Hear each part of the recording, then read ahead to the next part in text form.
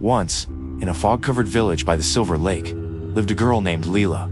She was poor but curious, and she loved fixing broken things.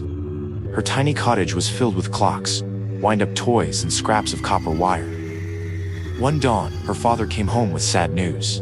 The village clock tower had stopped ticking. Without it, the fishermen could not tell when to cast their nets, and the market could not open on time. Everyone's lives were falling out of rhythm. Lila promised she would help. She packed her tools and climbed the long spiral stairs to the clock tower.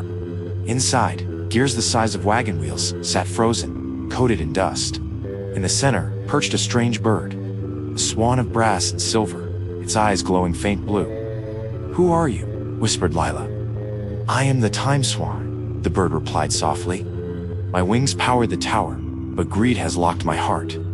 The swan lowered its head, revealing a tiny golden keyhole. "Find my key," it said, "and the village will have time again." Lila climbed out of the tower window onto the swan's giant wing and rode it like a ship across the misty lake. The swan glided toward the Isle of Lost Things, where fishermen said broken dreams washed ashore. On the island, Lila met an old watchmaker who offered her a trade, a single hour of her life in exchange for the key. Lila hesitated, then agreed. The watchmaker handed her a glowing hourglass and the tiny golden key. She returned, unlocked the swan's heart, and the bird came alive. It spread its shining wings. Gears roared back to motion. The tower chimed, the fishermen cheered, and the market bells rang again. But Lila felt faint. She had given away an hour of her life, and the swan noticed. It bent its long neck and whispered, "Because you gave without greed, I will give you a gift."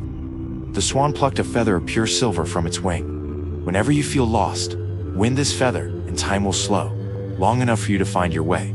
From that day, the village thrived. The clock tower never stopped again.